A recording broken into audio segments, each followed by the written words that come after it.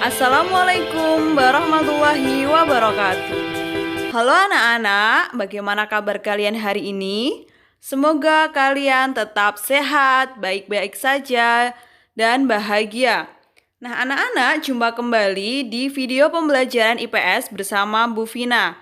Pada pagi hari ini kita akan mulai belajar mengenai bab 2. Nah, bab 2 ini kita akan belajar mengenai perubahan sosial dan globalisasi. Pada hari ini kita akan belajar mengenai perubahan sosial. Materi pembelajaran pada pagi hari ini kita akan belajar mengenai pertama, pengertian, perubahan sosial dan budaya. Yang kedua, mengenai bentuk-bentuk perubahan sosial budaya. Nah, anak-anak, menurut kalian apa sih perubahan sosial budaya itu? Nah, untuk selanjutnya kalian mari perhatikan video pembelajaran ini dengan baik dan seksama. Semoga materi ini dapat dimengerti dan bermanfaat. Dalam kehidupan masyarakat pasti mengalami perubahan. Nah, perubahan ini merupakan suatu yang wajar karena semua manusia menginginkan perubahan dalam kehidupannya. Nah, perubahan sosial dalam masyarakat selalu membawa dampak. Ada dampak positif dan dampak negatif. Perubahan tidak selalu menghasilkan kemajuan.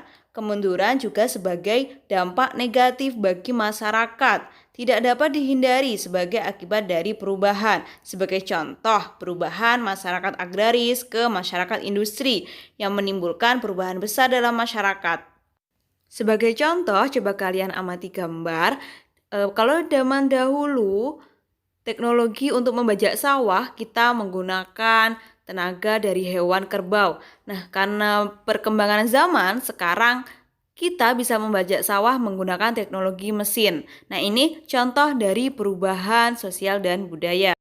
Contoh lain terkait sosial budaya di bidang komunikasi, kalau dulu orang berinteraksi menggunakan surat karena belum ada teknologi yang mumpuni. Kalau sekarang kita bisa komunikasi dengan orang lain, dengan orang yang bahkan di luar negeri bisa mudah, bisa menggunakan handphone atau bisa menggunakan laptop yang kita punya.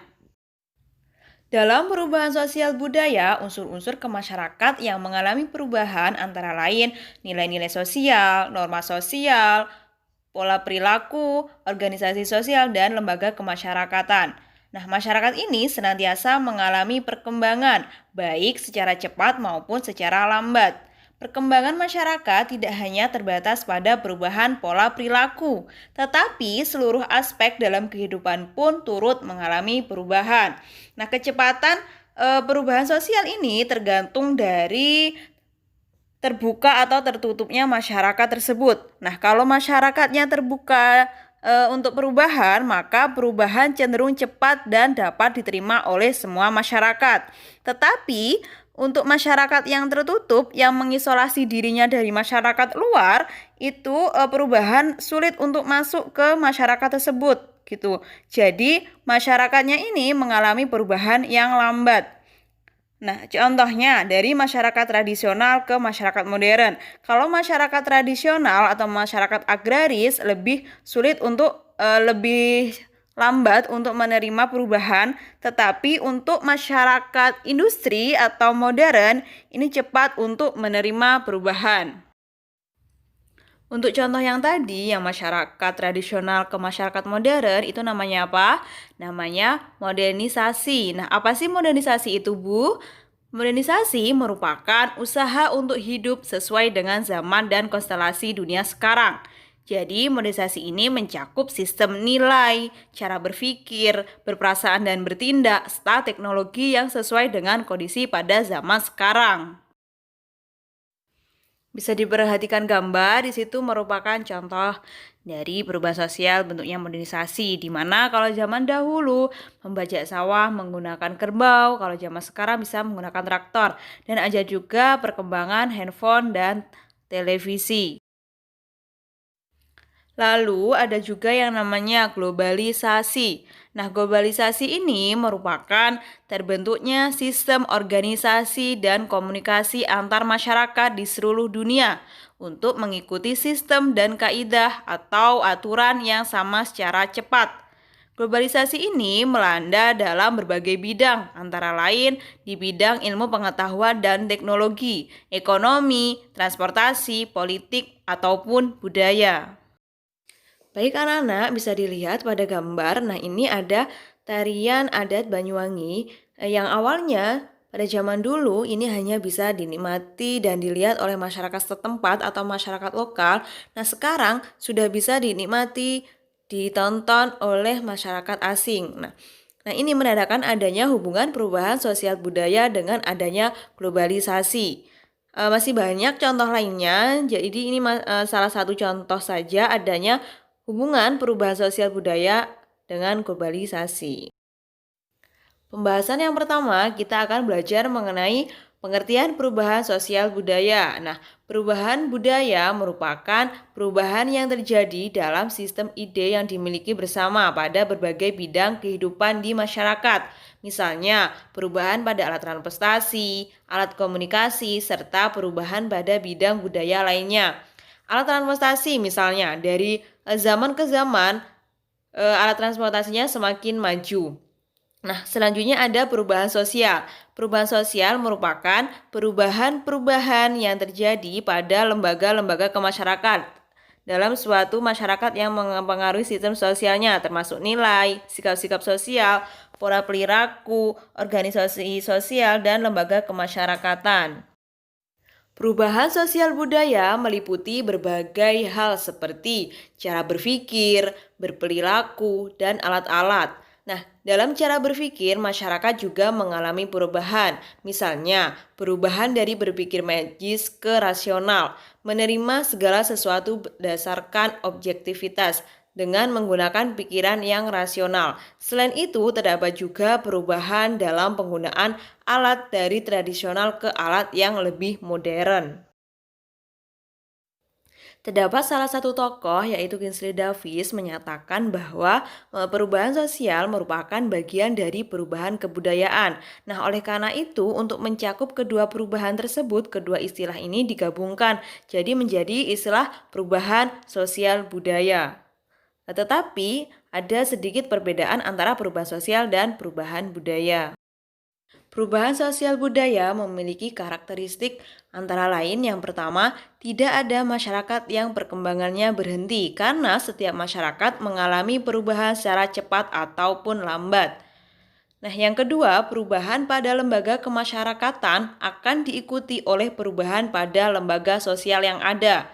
Yang ketiga, perubahan yang berlangsung cepat biasanya akan mengakibatkan kekacauan, tetapi sifatnya hanya sementara karena seseorang berusaha untuk menyesuaikan diri dengan perubahan yang ada. Contohnya ketika terjadi revolusi industri. Nah, yang keempat, perubahan tidak dapat dibatasi hanya pada bidang kebendaan atau spiritual karena keduanya saling berkaitan. Nah, dalam perubahan sosial dan budaya, unsur-unsur kemasyarakatan yang mengalami perubahan antara lain nilai-nilai sosial, norma sosial, pola perilakuan, organisasi sosial, dan lembaga kemasyarakatan. Manusia tidak dapat menghindari perubahan sosial karena kehidupan manusia senantiasa mengalami perkembangan. Nah, perkembangan ini pastinya ke arah yang lebih kompleks dan lebih modern. Perubahan sosial budaya dalam masyarakat beragam bentuknya. Nah, yang akan kita bahas selanjutnya, bentuk perubahan sosial budaya. Ada 3 bagian. Yang pertama dilihat dari waktunya, ada revolusi dan evolusi. Dilihat berdasarkan pengaruhnya, ada perubahan besar dan perubahan kecil. Dilihat dari perencanaannya, ada perubahan yang direncanakan dan ada perubahan yang tidak direncanakan. Perubahan sosial dilihat dari waktunya atau kecepatan berlangsungnya. Nah, perubahan yang terjadi dalam masyarakat memiliki kecepatan yang berbeda-beda. Kecepatan perubahan sosial pada masyarakat tradisional dinilai lebih lambat daripada masyarakat modern. Mengapa demikian? Nah, kondisi tersebut terjadi karena masyarakat modern lebih heterogen dan terbuka terhadap perubahan. Nah, berdasarkan kecepatan berlangsungnya ini, perubahan sosial dibedakan menjadi 2, perubahan secara lambat atau evolusi dan perubahan secara cepat atau revolusi.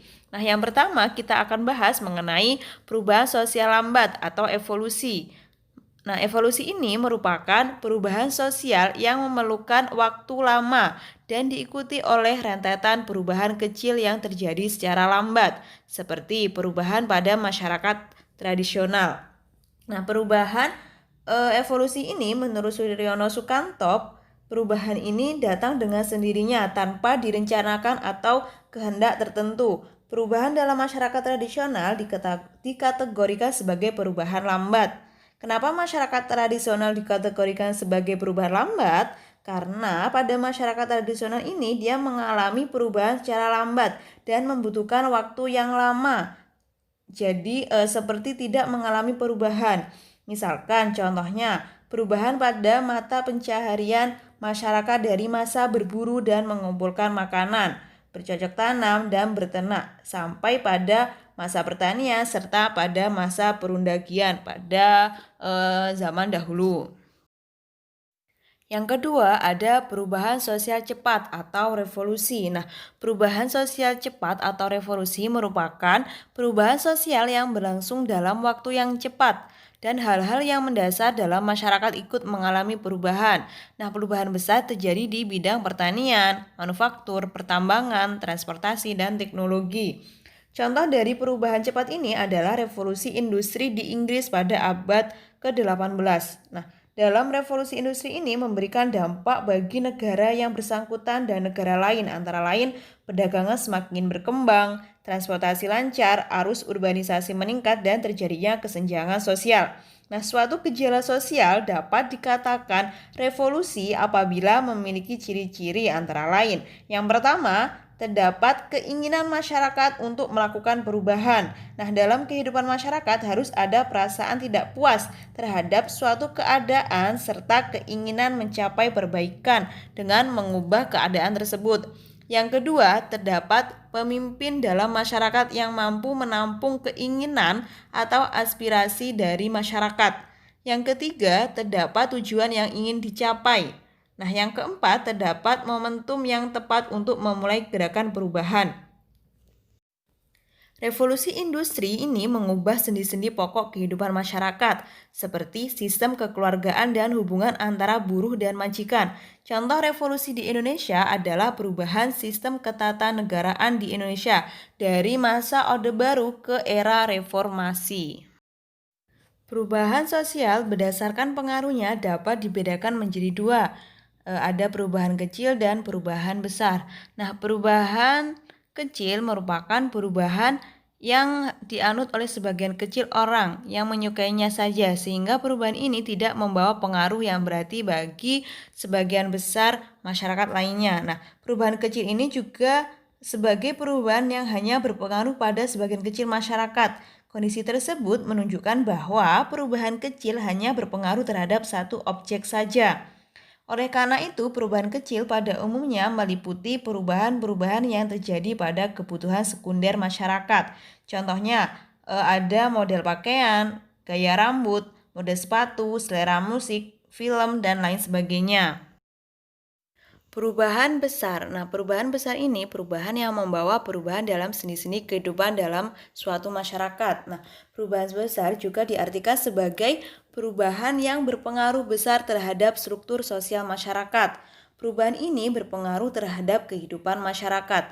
Suatu perubahan disebut sebagai perubahan besar apabila perubahan tersebut mampu membawa perubahan dalam lembaga kemasyarakatan, misalnya hubungan kerja, sistem kepemilikan tanah, hubungan kekeluargaan, dan stratifikasi sosial masyarakat. Oleh karena itu, perubahan akibat revolusi industri dapat dikatakan sebagai perubahan besar. Karena revolusi industri ini mengubah masyarakat dari agraris ke industri. Pembahasan selanjutnya, perubahan sosial dilihat dari perencanaannya. Berdasarkan perencanaannya, perubahan sosial dibagi menjadi perubahan sosial direncanakan dan perubahan sosial tidak direncanakan. Perubahan sosial yang direncanakan merupakan perubahan yang memang diinginkan dan dikehendaki oleh masyarakat atau pihak yang menginginkan perubahan. Nah, pihak-pihak yang menghendaki perubahan disebut sebagai agent of change. Nah, agent of change ini merupakan seseorang atau kelompok yang mendapatkan kepercayaan dari masyarakat sebagai pemimpin perubahan. Contoh dari perubahan yang direncanakan, misalkan gerakan imunisasi nasional, program KB, dan program pemberdayaan masyarakat. Atau juga ada perbaikan infrastruktur negara. Perubahan yang tidak direncanakan merupakan perubahan yang terjadi di luar jangkauan pengawasan masyarakat, seperti bencana alam, ada gunung meletus, gempa bumi, banjir, dan sebagainya. Nah, ini akan membawa perubahan bagi masyarakat yang mengalaminya. Coba kalian perhatikan gambar bahwa di situ terdapat ada pembangunan jalan. Nah, pembangunan ini merupakan salah satu contoh dari perubahan sosial yang direncanakan oleh pemerintah. Nah, pembangunan tersebut bertujuan untuk memperlancar arus transportasi. Gunanya apa? Untuk pertumbuhan perekonomian masyarakat dan untuk meningkatkan kesejahteraan masyarakat. Nah, tujuan perubahan sosial direncanakan adalah untuk menciptakan kehidupan masyarakat yang lebih baik. Gambar yang bawah ini menunjukkan adanya bencana alam. Nah, bencana alam ini sebagai salah satu contoh dari perubahan sosial yang tidak direncanakan. Nah, perubahan ini cenderung menimbulkan dampak negatif dalam masyarakat karena sering merugikan masyarakat. Perubahan sosial budaya yang tidak direncanakan terkadang terjadi akibat perubahan yang direncanakan. Baik anak-anak, sekian video pembelajaran kita pada pagi hari ini. Untuk minggu depan, kalian akan belajar mengenai faktor penyebab perubahan sosial budaya, faktor pendorong perubahan sosial budaya, dan faktor penghambat sosial budaya. Nah, anak-anak sebelum memulai pembelajaran bisa dibaca dulu bukunya di bab 2 untuk anak-anak bisa lebih paham tentang apa yang akan kita bahas. Nah, kurang lebihnya Bu Vina minta maaf. Jangan lupa belajar. Wassalamualaikum warahmatullahi wabarakatuh. Bye.